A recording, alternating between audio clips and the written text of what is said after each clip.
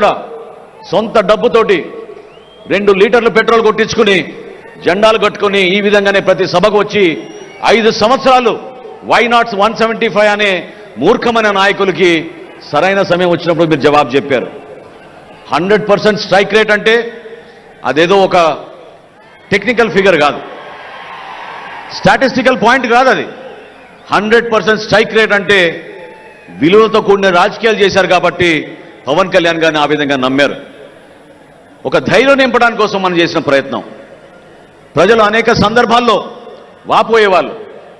అమరావతి గురించి రైతులు ఆందోళన చెందినప్పుడు ఆ రోజు నిలబడింది ఎవరు? ఢిల్లీకి వెళ్ళి ఆ రోజు మొట్టమొదటిసారి భారతీయ జనతా పార్టీ నాయకులతో సమావేశమై మీరు ఆంధ్రప్రదేశ్ని రక్షించాలి, మన రైతాంగాన్ని రక్షించాలి, మహిళలు వచ్చి ఆవేదనతోటి ఒక అద్భుతమైన రాజధాని నిర్మాణం చేస్తామనంటే 2 ఎకరాలు 3 ఎకరాలు మేము మా పొలాలు ఇచ్చేస్తే ఇంత మోసం చేస్తారా ప్రభుత్వాన్ని బాధపడుతున్నారు, ఎందుకు మీరు స్పందించారని ఆ రోజునే పవన్ కళ్యాణ్ గారు నిలబడ్డారు. విశాఖపట్నం స్టీల్ ప్లాంట్ విషయంలో కొంతమంది మర్చిపోయారు.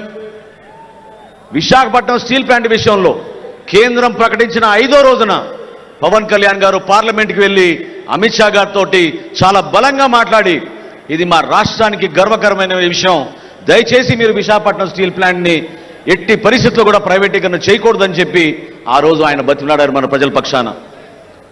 ఆలోచించండి, మనం ఏ విధంగా ముందుకెళ్ళాం.